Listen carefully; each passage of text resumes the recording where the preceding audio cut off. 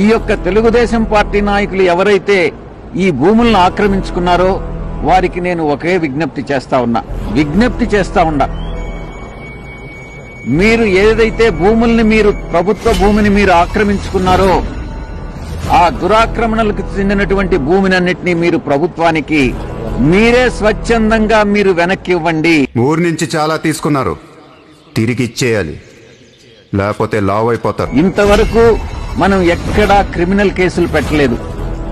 భూములను వరకే మనం వెనక్కి తీసుకుంటున్నాం. ఇక మీదట జరగబోయేటటువంటిది వారు స్వచ్ఛందంగా వెనక్కి ఇవ్వని పక్షంలో ఇక భవిష్యత్తులో జరగబోయేటటువంటిది ఏందన్నటువంటిది నేను మీ ద్వారా పత్రికాముఖంగా వీళ్ళందరికీ కూడా చెప్పదలుచుకున్నా. వీరి మీద క్రిమినల్ కేసులు పెట్టడం జరుగుతుంది.